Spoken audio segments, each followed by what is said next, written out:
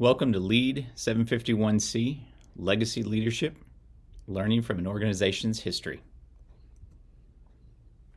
My name is Mark Vermillion. I have the pleasure of teaching this class this particular semester, and I just want to kind of walk through, think of this as kind of your very quote-unquote first day lecture kind of a thing. It's not really a lecture, and it may not even be your actual first day, but really what I wanted to do was try to do some context setting.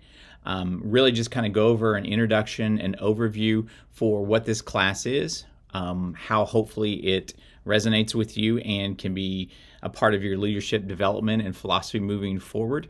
I also think it's important for me to talk a little bit about my background as to why this course is built the way that it's built, what we're trying to ultimately say in this particular course. And then again, like I said, I really want to make sure that you have some logistical context and really understand where this course fits into your academic program, whether it's an elective, whether it's part of organizational leadership and learning, it doesn't necessarily matter. Where does it fit in your academics, but also where does it fit in terms of the skills that you develop for you to become the impactful leader that I know you want to be? Seems like a good place to begin is at the beginning, right? And so I think it's also really important, especially in these 8-week online courses where, 99% of you don't know who I am. You never get to see me. I do think it's important for you to have at least some context that I am here, why I think the way that I do, and how I approach the things that we do in this particular course. So my name is Mark Vermillion. I'm the chair for the Department of Sport and Leadership Studies, which actually houses our Organizational Leadership and Learning degree program. I am actually a director of that OLL, as we call it, program as well. A number of years ago, the then President Bardot came to us and then eventually came to my department, and I was asked to create a Bachelor's of Applied Science. It's the very first BAS, as we call it, degree here at WSU. And you've heard of a Bachelor's of Science, a BS, or a BA in a particular major. Well, we wanted to create a Bachelor's of Applied Science, and we started thinking about, okay, what's going to be important in terms of universal application moving forward? And we really settled on this idea of understanding leadership. And because my academic training is in history and sociology and criminology and in industrial organizational psychology, I focused really on the organizational leadership, right? And if we kind of break down, the name of this degree program, organizations are going to be employing all of us or coordinating our volunteers, those types of things. For many of you, leadership is very important, and you want to understand how to better lead not just yourself, but also others. And something that's hugely important from my point of view is that leaders must constantly be learning, right? They need to learn about themselves. They need to learn about their employees, their volunteers, their colleagues, their communities, their industries. Lifelong learners, right? So learning is very, very important.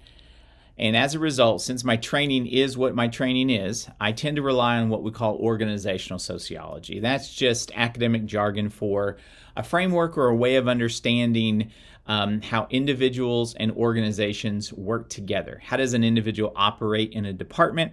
How do departments operate in an organization? I think it's also important to really call out and define here that an organization can be a business. It can be a nonprofit, right? It can be a governmental or a public agency. Organization is a structure. So we're not privileging one of those industries over the other. They're all part of what we want to talk about. And as I said, right, so my background is what it is in terms of my academic training, right? So my professional training really involved industrial and organizational psychology, public administration, organizational sociology, and this leadership training and development, because I worked with a lot of industries like first responders, right? So I worked with police, fire, sheriff, EMT, those types of things. And that background really exposed me to a lot of different, not just individuals and not just organizational structures, but different leadership styles. And that's something that's always really stuck with me, right? Not everyone's going to have the same view of what a leader should and could be doing. And it's going to be based off of your own personal leadership philosophy, what is appropriate for that organization or industry, and what is appropriate for where you, as both an individual and an organization, want to go. There is no prescription here. And that's what I like about it. There's no black and white. It's a whole lot of gray. And in that amorphousness, we have the opportunity to really focus on who we are and what we can control, which is our understanding of what it takes to be strong leaders. And that's why most of you are here. And I hope you're able to kind of hold on to that nugget as we kind of move through this particular course. As I've said before, or at least alluded to the fact, I'm a huge fan of taking lots of different concepts, ideas, frameworks, points of view, and chopping them up, putting them into the salad bowl, mixing it up, and then using that mixture to try to address or solve whatever nuanced, complex problem is out there. And I just kind of operate off of this basic mentality right here on the second point, right?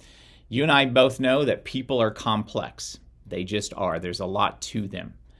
Organizations are also extremely complex. Think about some of the places you've worked or volunteered, or think about local, state, county, federal governments, just the sheer complexity of those structures, right? Well, oftentimes the problems that these organizations have to address, or even the individuals have to try to address and solve, these problems are very nuanced. They're very complex. So it only stands to reason that whatever solutions we have are probably going to be complex, or at the very least nuanced. They require thought and intentionality and those types of things. Yet, we all know people that want to take a simple answer, a very prescriptive, simple answer for a very complex problem. And the result is it doesn't make any sense because it doesn't address everything, right? And oftentimes maybe it addresses the symptom, but does it truly address the underlying problem? And in many cases, the answer is no. And so this class was really kind of born out of that. I've professionally, I've gone through those types of situations and scenarios, and inevitably, I think it's important for us as leaders to not only be learning, but also to understand that an organization, its past, its story, its context are all really, really important because it contributes to our knowledge, right? Our knowledge that we then use to deploy and solve or address particular problems. Well, if you think about it that way, then we probably need to understand what is knowledge, right? So that we again have a similar vocabulary and that we're all on the same page. I think that's really important. So when I sat down and I'm thinking, okay, what is knowledge? I mean, that's a big, heavy, weighty, philosophical question. That one might be beyond my tiny little pea brain.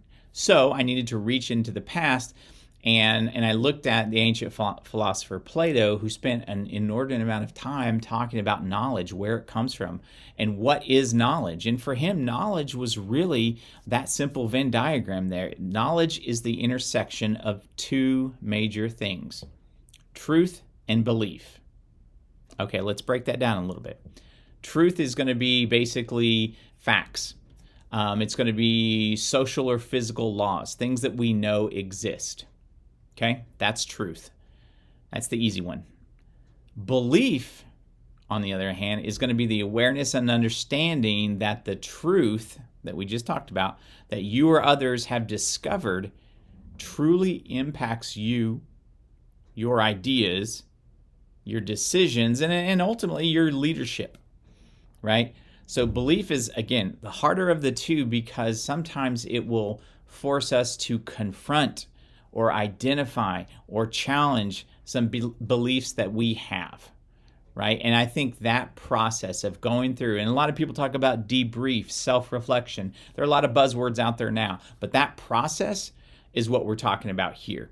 And that's hugely important for understanding how we develop our knowledge base, or the phrase I tend to use is our reservoir of knowledge, right? We have all these different things that we've stored in our mind. We have all these different experiences and we can link them up, and that generates or develops our reservoir of knowledge that we draw from to make sound decisions every single day moving forward. Okay, well, then let's just state the obvious here. Knowledge is key, then, to demonstrating impact because it's what we call an antecedent, right? Knowledge and understanding that we have influences who we are, what we do, what we say, and ultimately, hopefully, the impact that we have. And then from that experience, whether it goes really well or it goes sideways, we learn from it, and that grows our knowledge base, and then we keep moving forward. So we need to better understand the context of different things, the how and the why, that we can use history as a tool for you all as organizational leaders. And I do know that history has gotten a bad rap because we talk a lot about names and dates. I don't want to memorize the Magna Carta being signed in 1215. Okay, that's fine. I'm not talking about names and dates and that sort of unilateral memorization and understanding of history. I'm talking much more about personal stories, right? Storytelling, arguably the oldest teaching and learning device that we as humans have, right? Think about different fables and parables and different stories that were influential to the development of cultures and religions and ideologies and worldviews, all that type of stuff, right? They really kind of come down to stories. And that's what's going to be important to us. And so as that's kind of marinating in the back of my mind, I then start finding out, okay, there's this guy, Dr. Cantrell, who back in the mid 1980s did this really sort of interesting thing. He just went out and he spoke to a lot of business executives and organizational leaders. And after all of these different interviews, he sort of put forth this rather small, but in my mind, profound thesis that and he really tried to answer the question of why history matters to managers. And now if we start thinking about history and we start thinking about storytelling and we start thinking about the past and not wanting to make the same mistakes, you start to develop an understanding for, oh, okay, yeah, this all kind of makes sense, doesn't it? Well, just to provide a little bit of context or understanding of the interviews, Dr. Cantrell says this: to what extent has practice become riddled by the curse of easy formulas? How far is the temptation of the quick fix distorted complex choices? In what fashion has the impulse to view future conditions as a simple extrapolation of present trends played havoc with today's decisions? A changed competitive world has made answering these and many other such questions a matter of no small urgency.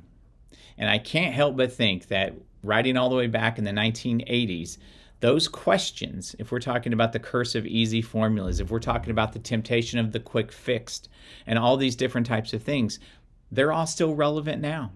Think about how emerging technologies just a few years ago, when you were to talk about large language models and AI and things like that, it seems so futuristic, right? And now it's here.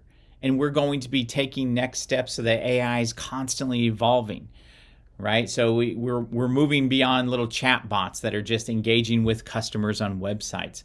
When you think about the dramatic impact of these large language models like Copilot or Gemini or Claude or all these different things, ChatGPT, that are working together to really help revamp how we think about knowledge, how we think about asking and answering questions, and how we as leaders have to absorb all of that change. Remember that thing I talked about, that leaders have to be learners? This is a great example of it. Well, he goes on in this article and continues by saying this: on this task, the study and teaching of history have helped shed much light. If the quality of executives' judgment is to improve, and if executives are to be able to draw with confidence on intelligence on the experience of others, they must first know how to read the lessons embedded in that experience. Here, as the discussants show in a variety of ways, lies the value of history in management and in, ultimately, management education. And I think it really gets back to this very simple idea. We need to listen to our experiences and learn from our experiences. We need to listen to the experiences of others and try to learn from others. And so leaders need to know the complex, increasingly complex social, technological, political, and economic realities of when, how, and why decisions were or will be made.